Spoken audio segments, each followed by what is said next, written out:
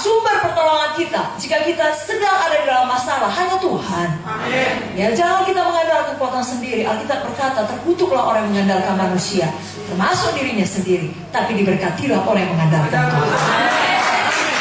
Dan Mazmur 121 ayat 1-2 mengatakan, aku melayangkan mataku ke gunung-gunung, dari manakah akan datang pertolonganku?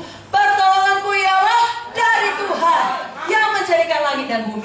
Dan kita ingat, dia menjadikan langit dan bumi hanya dengan firman-Nya, hanya dengan perkataan-Nya. Itu sebabnya kalau mau tetap menyala-nyala, tetap mendekat kepada Tuhan. Setan akan suka mengalihkan pandangan kita daripada Tuhan, supaya kita kalau sudah kaya ya bersandar kepada kekayaan kita. Kalau sudah ada banyak kawan kita, orang-orang yang ya kelihatannya berkuasa, bersandar kepada mereka. Sebaliknya, kalau kita ditimpa banyak masalah, setan mau kita terus dipenuhi dengan pemikiran masalah itu, lupa kita sama Tuhan. Dua-dua jangan, tetap Tuhan sumber kita. Amin. Biar kita selalu mendekat kepada Tuhan. Amin. Hana tidak mempunyai anak, dia rindu memiliki anak. Dan sebenarnya pada waktu suaminya tiap tahun pergi ke rumah Tuhan di Silo, dia bisa bawa alasan, kau sudah punya madu ya, kau sudah punya istri lain, pergilah dengan istrimu itu dan anak-anakmu, aku tidak mau ikut beribadah. Tidak, dia bisa saja memilih tetap tinggal di rumah, di dalam depresinya, ya kesedihannya, atau menyibukkan diri dengan pekerjaan rumah tangga di rumah siang dan malam, atau pergi ke rumah teman-temannya dan menggosipkan suaminya, berusaha mencari simpati atau pertolongan mereka. Hana tidak demikian. Walau hatinya pedih, dia rindu anak, dia belum mendapatkannya, dia tetap pergi ke rumah Tuhan. Silo adalah lambang tempat di mana orang datang untuk berdoa, untuk menyembah Tuhan, mempersembahkan korban bagi Tuhan. Saat ini pun saya dorong saudara, kalau masih ada di antara saudara, saya percaya sebenarnya semua kemarin sudah menerima kebebasan. Amin. Tapi kalau di masa yang akan depan, saudara mengalami masalah yang berat, saudara ingat firman Tuhan ini. Kita teladani Hana, kita tetap beribadah. Dan tetap mengarahkan pandangan kita kepada Yesus yang adalah sumber kita. Poin yang kedua malam hari ini, yang mau diingatkan Tuhan melalui firman kepada kita, Hana berdoa dengan sungguh-sungguh. Kita pun kalau berdoa dengan sungguh-sungguh. Di dalam 1 Samuel 1 ayat 10 saya bacakan, dan dengan hati pedih ia berdoa kepada Tuhan sambil menangis terseduh-seduh. Hana berdoa, dia berdoa dengan sungguh-sungguh. Saya dan saudara pun perlu berdoa dan berdoa dengan sungguh-sungguh. Katakan amin. Ya, di antara semua senjata rohani, saya pikir doa adalah salah satu senjata rohani yang paling ampuh. Ya, dan Hana berdoa dengan jujur, saudaraku. Tuhan mengerti doa seperti ini. Karena di Alkitab juga pernah dituliskan bagaimana Tuhan berdoa dengan tangis. Saya bacakan Ibrani 5 ayat 7. Dalam hidupnya sebagai manusia, ia telah mempersembahkan doa dan permohonan dengan ratap tangis dan keluhan kepada Dia yang sanggup menyelamatkannya dari maut, dan karena kesalehannya ia telah didengarkan. Kalau Yesus pun berdoa, mari kita juga berdoa. Karena memang senjata kita bukan senjata duniawi, tapi senjata rohani.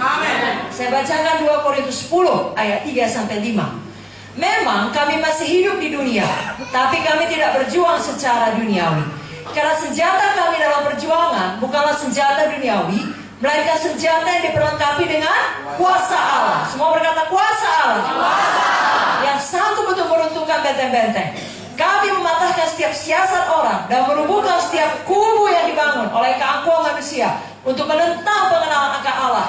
Kami menawan segala pikiran dan menaklukkannya kepada Kristus. Itu semua dapat kita lakukan melalui doa. Saya dan saudara tidak bisa mengubahkan hati manusia. Hanya Roh Kudus yang sanggup melakukannya dengan kuasa doa kita. Dan juga bagi diri kita sendiri. Saudara pernah lihat, kalau hidup lama saudara, kan saudara bisa mengakui tidak ada orang yang bisa mengubahkan saudara. Adalah kuasa Roh Kudus yang mengubahkan saudara. Adalah kuasa firman bagi saudara berubah. Sebabnya jangan pernah lupakan prinsip ini. Saudara kalau perlu, saudara nyanyikan selalu agar saudara ingat. Dengan berdoa ku hadapi semua. Dengan berdoa semua berlalu. Gunung-gunung kesusahan, gunung-gunung persoalan. Dengan berdoa semua berlalu. Amin. Kita, gunung-gunung kesusahan kita, gunung-gunung persoalan kita bukan datang karena dosa kita. Kalau itu memang kita harus bertobat. Tapi seperti yang disampaikan Ibu Munca tadi, kita mau mengadakan KKR lagi Paskah, KKR lagi kemerdekaan, dan dengan rahmat Tuhan kita bertemu lagi tahun depan KKR Natal. Amin saudara. Tahukah saudara, setan tidak suka itu. Lalu dia akan pakai semua cara, bahkan melalui manusia yang bisa dipakainya, untuk memberikan gunung-gunung persoalan, gunung-gunung kesusahan, karena hal yang paling dibencinya adalah Yesus diberitakan. Selama saudara tidak melakukannya, dia tidak keberatan saudara diberkati, karena saudara bukan ancaman bagi kerajaan kegelapan.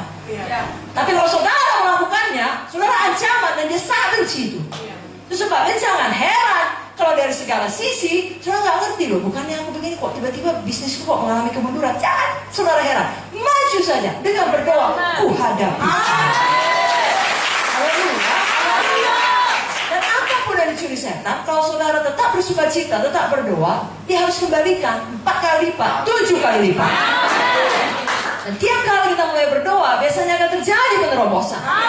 Sebab yang kalau ada kita di sini, sudah kita coba dengan semua cara manusiawi yang kita tahu untuk satu perkara, dan kelihatannya belum berhasil.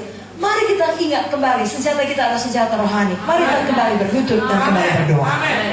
Dan jangan lupa, saya yakin ini saudara sudah lakukan. Saya hanya ingatkan saja dengan kasih Tuhan untuk mengusir setan di dalam doa saudara.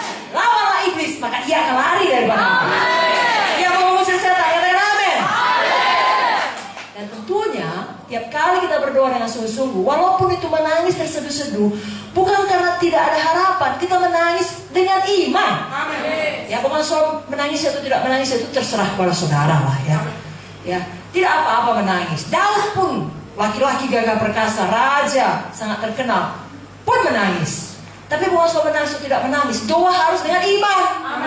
Karena tanpa iman tidak mungkin orang berkenan kepada Allah. Dan bagaimana mengenai iman? Markus 11 ayat 24 berkata, apa saja yang kamu minta dan doakan, percayalah bahwa kamu telah menerimanya, maka hal itu akan diberikan kepadamu.